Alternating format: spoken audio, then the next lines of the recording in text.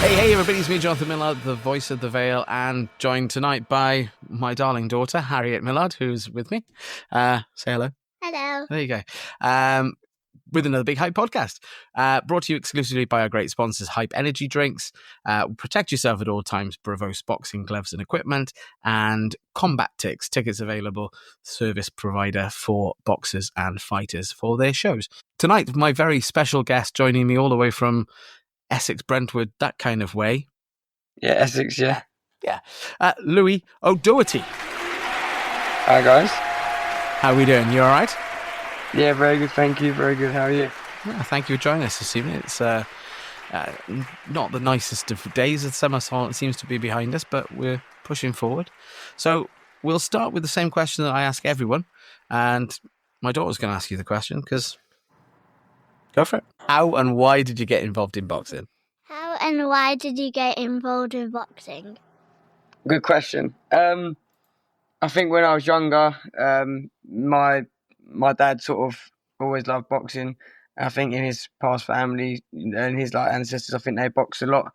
And then he just sort of was always watching on TV. His mate telling me, my brother, to put the gloves on all the time. He was putting the gloves on with us. Sometimes the gloves weren't on. Didn't really matter, to be honest. We was just always fighting. So we just sort of got brought up into it. And then one day I went to Chelmsford Boxing Club when I was about 12. A few people went, a few of my mates, and then everyone just dropped off slowly, including my brother, who was quite good, but and I was the only one who sort of stayed with it. And just sort of just got brought up into it, tried it. Wasn't as good as everyone else, to be honest, but just kept trying, really. You say that, but you've carved out a great career for yourself in regards to the I think your trajectory, it's going well as well. So yeah, there's more carving to do. Don't worry. It's good. So obviously, family were involved in that. A lot of families are involved in getting boxers into the gyms and getting involved. What was it like? Because you obviously had an amateur background, quite a good amateur background as well, from what I remember of our conversations previously.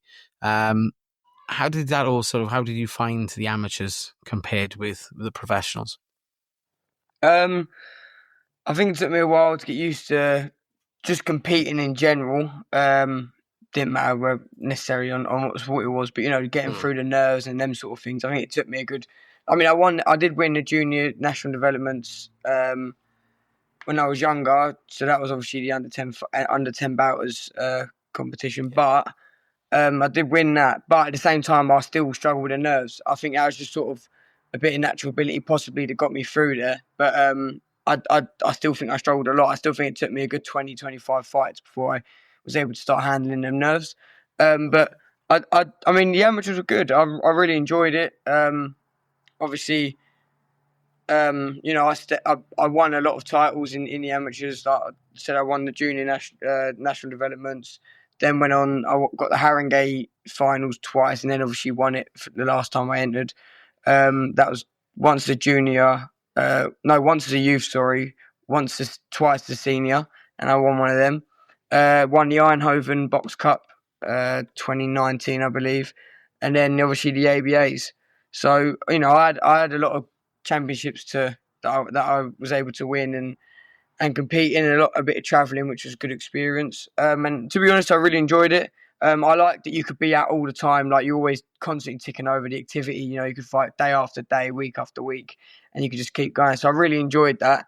And there was just so much learning to be involved. You could just, as a pro, obviously, no one really wants to lose. Although you have to test yourself. The idea is obviously people are afraid to lose. Whereas in the amateurs, you just go fight anyone, lose, you're fighting again next week trying to fix the problems. And I loved that. I thought that was a really good way of sort of learning to box, basically, and sort of building the skill set. Do you find then, obviously, you're saying there, obviously, you just went out and boxed. So being a professional, there's more pressure on you, I guess, to keep a good record because you don't want to upset for people who are sort of promoting and matchmaking. Is that fair to say, or is it because you just don't want to upset them, because if you don't get a win, they may not put you on the next show, they may not put you on the next one after that, perhaps even, but when you're in the amateurs, you knew there was always going to be there was always something ahead of you. Yeah, I think you can, if you allow that pressure to be put on yourself, I think it can definitely be there. I don't really have any thought of that. The way I look at it is I box the best of my training. I box to the best of my ability. Try not to leave any stones unturned. And if that's good enough, it's good enough. If it's not, then it's not. I do believe me at my best, I should do very, very well. Obviously, and push a lot further than where I am now. So the way I look at it is, there's no excuse. If there was losses in a career, I think if you are an undefeated fighter, I don't think you've tested yourself. I really don't think you've pushed it as far as you could. I don't think that makes sense. I don't like the whole point of like losing is learning as well. And yeah, I think that pressure is only if you allow it to be there. If you, the way I look at it is I'm doing it for myself. Obviously, there's a lot of people that work and put a lot of time in, so obviously I have to do it properly in respect to them. But saying that, it's in respect to myself. If I've got the ability to be able to do it, I should be doing it, and that's plain and simple, really. So it's on myself, and I think I put more pressure on my own ability than what anyone else can, anyway. Yeah, it's fair enough. Harriet, what were you going to ask him? Where was your first fight? Sorry, say that again? Where was your first fight? When was my first fight? Should we talk pro? Let's talk pro. What's that? When was your first pro fight? My first pro fight, that was in May of 2023, I think. And that was a great fight. I had a fight against a lad. He was 8 wins, 4 losses. And yeah, he was really good. He came forward and attacked me, and sort of showed me what the pros is all about. So I really enjoyed that. And then realised that 4 rounds, and the smaller gloves made a big difference, and that's no longer the amateurs. So it was really, really good. I got a feeling I was there for your pro, wasn't I? For your debut in the Peacocks. Yes, yeah, you was, yeah. It was lovely, great venue.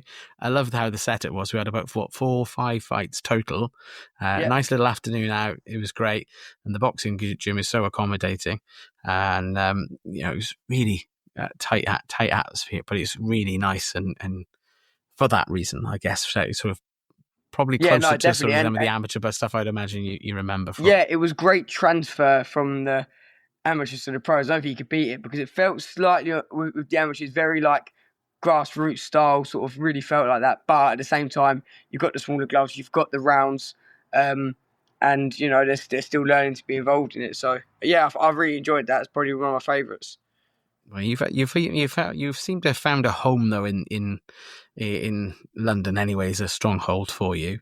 And I know just being up the road a little bit, it's as Essex is not right, it's up round the corner and out a little bit, but the York Hall does seem to be a home away from home for you.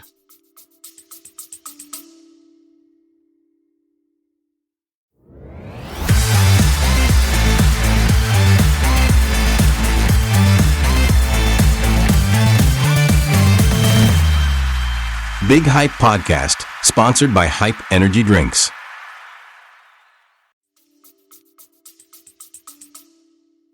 Yeah, no, definitely. No, obviously, I've had most of my fights there. Obviously, it's easy. Like you said, it's not far from Essex, so I can get a lot of people there. And it's great. It is great. The atmosphere is great there. I mean, it's very hot last time, but it's very great as well. I mean, it's iconic, and it's the home of British boxing, realistically, for a lot of boxers. How did you find boxing there the first time? Were you a little bit awestruck? You said you struggled with nerves a little bit there, but what was it like that first fight in the York Hall? Yeah, I think it was really good. It was good. Being there and being like the fighter, because obviously I'd only ever been there and seen fighters. That was very that was very cool to be the person now rather than just be watching the person. As that was cool to be in there to do what they was doing before. And obviously, the history behind it is great. And I don't know. Yeah, I really enjoyed it, and the atmosphere. I like where it's it's big, but it's not too big, so it still feels it's still very busy and tight. If you know what I mean. It has a unique atmosphere. I'm not a big. I was a big fan. I wanted to get there, and as soon as I got there and did a fight, I was like, no, I don't want to.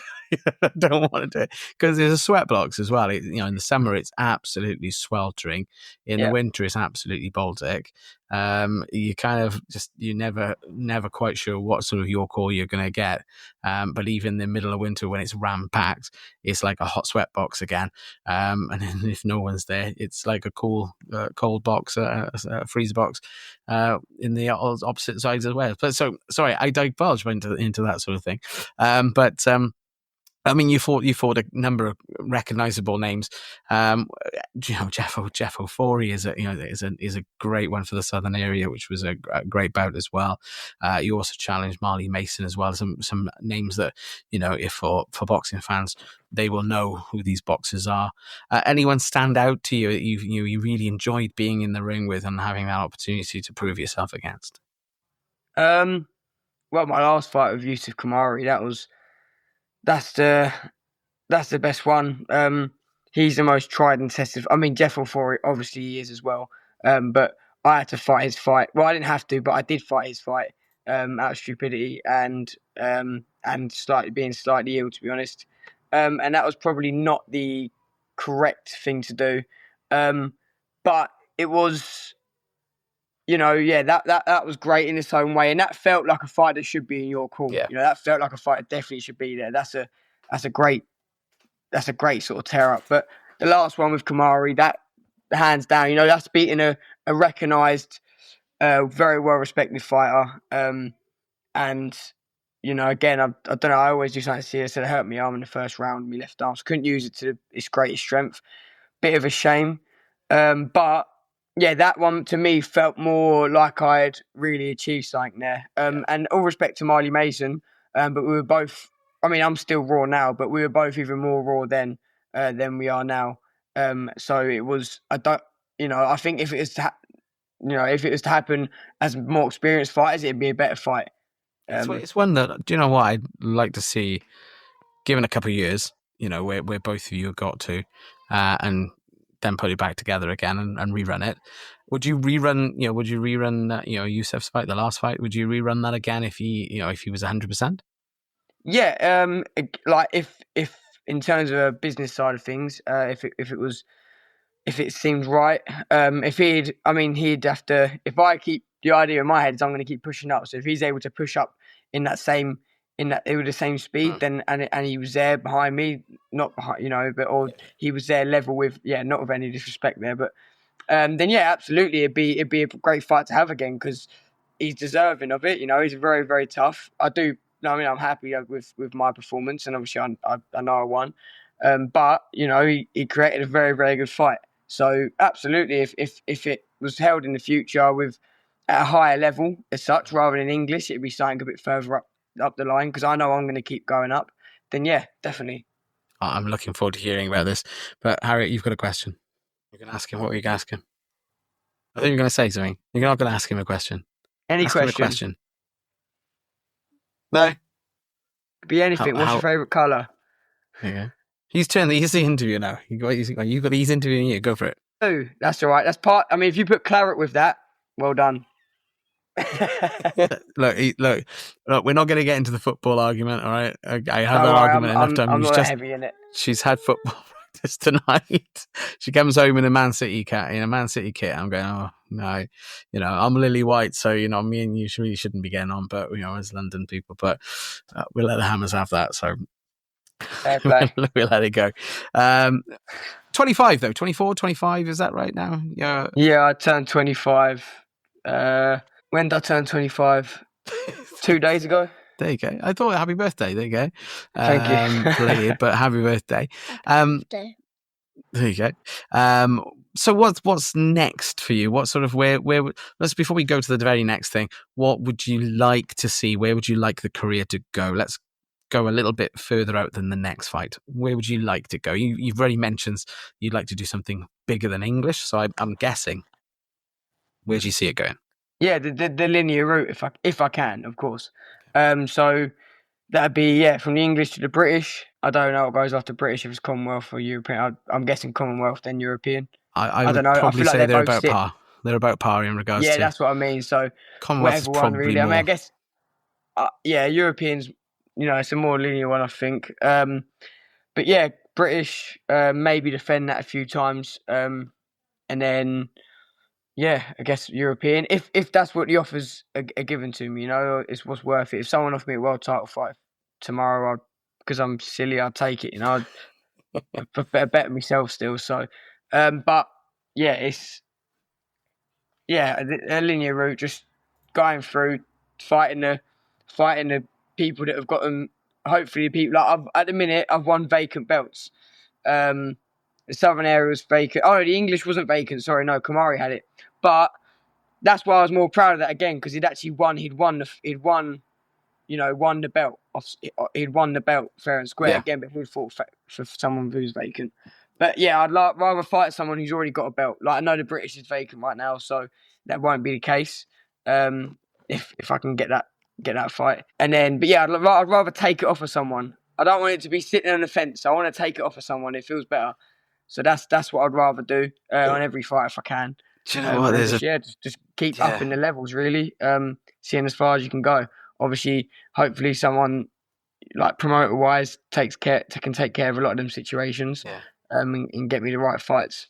There's a bit of a vicious streak in you there, I think, Louie, when you say, I want to take it from someone. It felt better last time. It felt better. Really? Well, can explain it.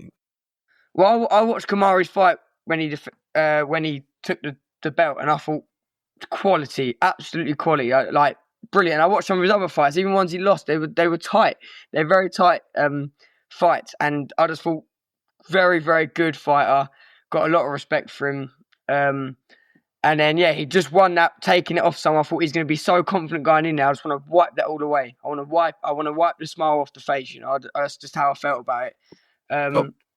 And that felt, that just feels good. That's why I like the work rate and things, because I like people. No, that sounds horrible. I'm not that horrible, but it's good when someone's suffering. And I think I'm not suffering. I'm on top, and I know they're suffering. So you're going to keep suffering. I like putting them in that pain cave. Pain cave. That's got to be a t-shirt. That's got to go on the next shorts. Welcome to the pain cave. To me, we catch that one, lightning the ball. So obviously, world title is the ultimate goal. Of course, yeah. Any particular color belt? A green and gold, a red and gold, a black and gold, a whatever. What, for the belt? Yeah. Any particular? We all know the full bodies. Yeah, we've got the full bodies.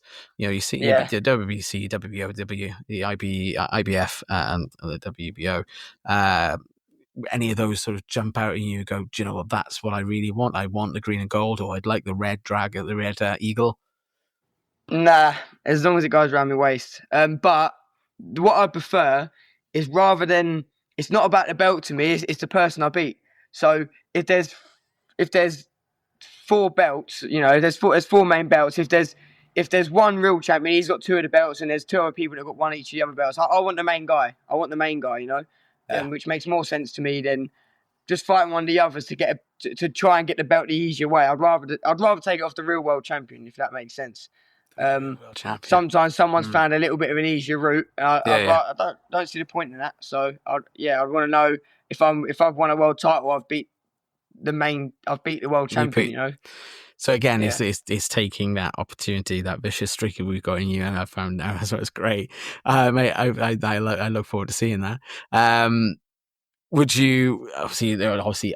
We're in an era of undisputed at the moment, with a lot of world titles that are undisputed, particularly the heavyweight crown just defended a couple of weeks back in Daniel Dubois' fight. Would you like to unify the division? Of course, everyone in any boxer, of course you want to. If you're capable of doing it, then you have to do it. You You gotta know, do you it. have to do it, and that's just about whether your ability can and your hard work can get you there. I do believe that I've got the hard work. I've got to hone some skills in for sure. I know that, but I've definitely got the hard work side of it. So as long as I can bring the skill level up, then I think I can do it. But yeah, absolutely. If that's opportunity sitting there, yeah, all day. I'd take less money to do that. We don't take less money. We take the right money. So I'd take the right money. But Strangely enough, though, as we said, that Daniel Dubois' fight has just come up on my screen, and legendary promoter and obviously manager Frank Warren has just popped back up as well. So when you said about the promoter that can deal with this, whether this is an omen, I have no idea. But when you said about a promoter that can deal with it and take you to the next level, and Frank Warren pops up, I don't want to tempt fate, but maybe that's a sign from someone. Yeah, you got to look for them signs. I mean, I do believe they're there sometimes for a reason. So hopefully Frank Warren thinks that too. So we have got something you mentioned before we came on. You may have something in the pipeline that you might give me an exclusive on.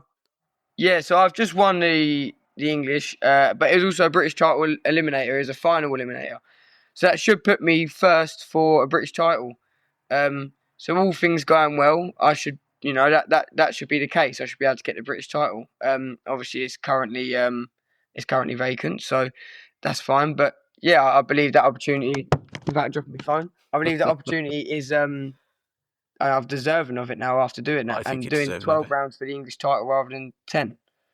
I think you're deserving of it, but I fully believe that one. From the first time I saw you in the ring, I thought, yeah, this kid's got world potential, and British Tech potential definitely. So, do we have a date yet, or is it still purse bids?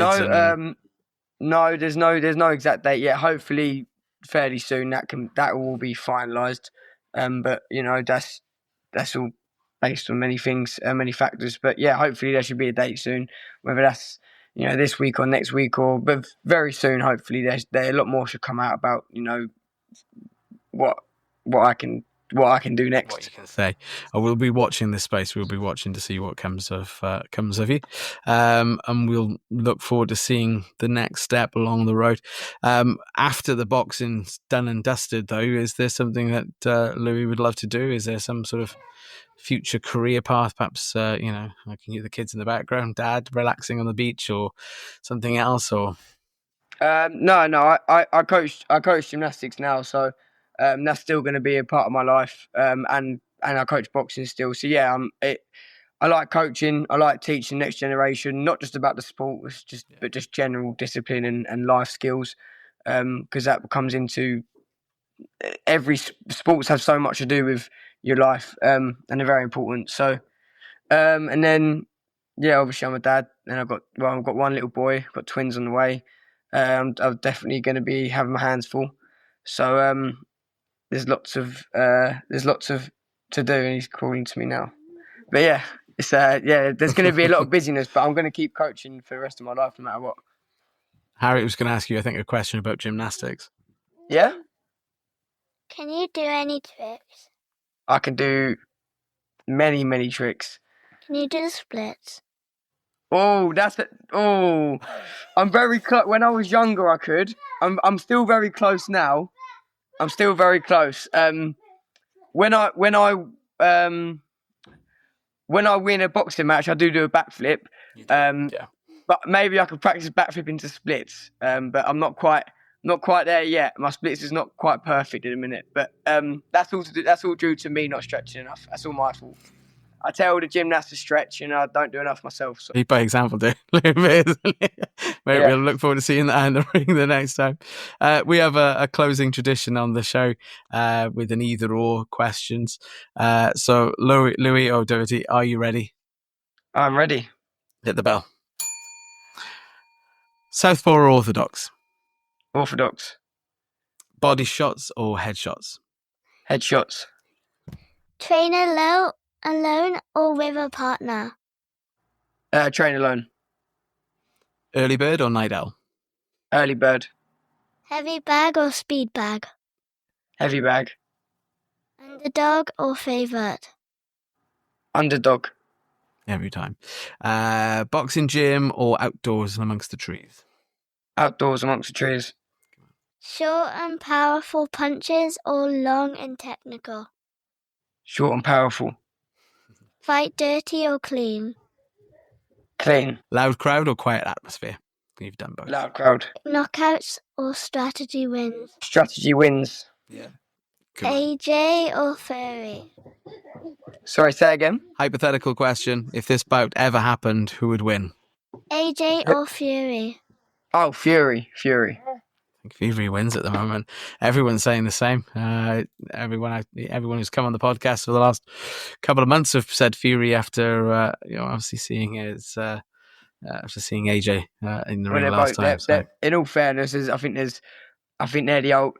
In all respect, I think they're kind of the old era now. I think there's a new era coming through. Who do you see in the heavyweights then? Who do you see coming through? Who do you see dethroning Usyk? Anyone? No, the only fight I want to see is where if Jaya Patir comes up in weight or if Usyk goes back down. That's the absolutely amazing fight all day long. Nothing can beat that. That'll be the fight of the year. That's like a Bivol Beterbiev type of fight. That's unbelievable. Big fight. Both great fighters. Otherwise, to challenge Usyk, I don't think there's anyone particularly in the heavyweights right now. Moses Toma's great, but he, amazing. But I think it'd be stupid to put him in this early on. Whether he could do it or it's not really about that. It's just it's not fair to put him in that situation so early in his career. A lot of pressure on him, isn't it? Yeah. I don't think it's necessary. But I mean, he has got a lot of skills as well. Whether he beat Usyk, right now, I don't think he would. Usyk's he's great, but then again, he's getting older as well, and there's a new lot coming through. But I do see Moses Toma being the next sort of champ. In all fairness, fair enough. Jaya Patir, Usyk, that fight that's the one. That's the one I want to watch. Well, we'll have to make it happen. Turkey, I'm sure he can make it happen. They should go do it in one of their countries. Let them have it. Let one of their countries have it. It'd be amazing. That would be good. I'd love to see boxing return to Ukraine. I mean, obviously, there's opportunities perhaps for that in the future. Who knows? But that would be great to have the world champion defend in his home country as well. It's only fair. It's only fair. It's what you should be able to do. Is always bring the boxing back to your country, especially when you're a champ. Exactly. Well, there we are, Louie. Thank you so much for coming on the Big Hype podcast. I hope you've enjoyed it this evening. We've had a nice time with you this afternoon. There you go. Been very good. Look forward to seeing you back in the ring and looking forward to announcing you again, because I really do miss not announcing you coming to the ring. I think it's always good to watch those fights live rather than on the TV, because being sat ringside watching you do your business is something to behold. So anyway, anyone should come and get tickets to watch you anyway. So I wish you every success, Harriet. Good luck. Thank you very much. Nice to meet you guys. Nice to meet you, Harriet. Sorry. Hopefully we'll see each other soon on the circuit. No worries at all. How do people follow you though? How do they get involved? Where can they follow your journey? Best way, Instagram. Louie O'Doherty 1. That's probably the best one. I don't know. I think that's about it. I'm pretty bad at that stuff. Instagram's the best one to get hold of me. Good man. And don't hold it against him that he's a Hammer fan. Sorry. Yeah, I mean, there's not a lot to say about it at the minute, is there? But you're up there with Sonny Boy Hardy as well. Yeah, the two of you can. Yeah, go watch boxing. Go watch boxing together. West Ham's a big one in the boxing game now. It really is a popular one. Yeah. I'm just a fighter. Do you know what I mean? I try and watch football, but I don't know much about it. Unfortunately, I'm a lot better at watching boxing. Actually, I'm probably better at watching gymnastics than I am at boxing. But there you go. I only discovered what the offside rule was when we went into lockdown. So, and I've been a Spurs fan for a long, long time. So we don't win anything anyway. So it doesn't make much difference. So yeah. No, I tell you, my little boy, his granddad on my wife's side, he supports Tottenham. So he's bought him loads of Tottenham kit. Yeah, he's bought loads of Tottenham kit, and he's always. Sometimes I see him in it, and I think, God, but it is cute. Like, right, it looks nice on there. I'm not like, and I think, it suits him, and But I think, I've got to. Sometimes I have to just put the West Ham dressing gown on him, and I'm taking him to a game, West Ham game soon as well. He's only one, but I'm going to take him to a little friendly, quiet game. So hopefully in August.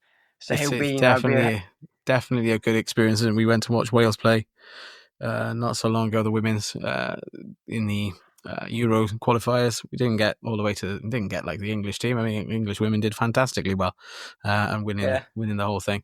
And I'm glad they put Wales's dreams to bed in some respects, but obviously we're Welsh and we always want Wales to win. So that's it. I think the women's football they're definitely doing something for the sport for sure in England.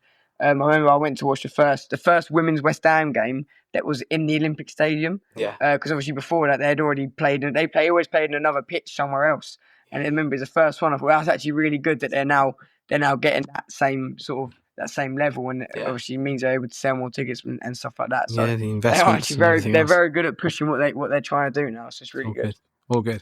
Anyway, Louie, thank you so much for coming on the Big Hype podcast. Have a lovely evening, and we look forward to seeing you again soon. Take care. Thank you. You too. See you soon. Hey everybody, thank you so much for listening to the Big Hype podcast. We hope you've enjoyed this episode, and really I just want to ask you personally, if you could just send this on to a friend. Send it in their text, to their socials, to WhatsApp, whatever. However you get it to them, just get it to them. I'm sure they'll appreciate it, and I certainly will appreciate it. So thanks again for listening to the Big Hype podcast, and thank you again for sending and sharing.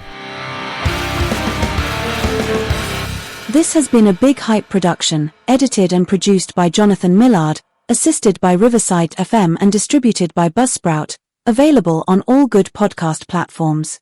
For more information, visit www.bighypepodcast.co.uk.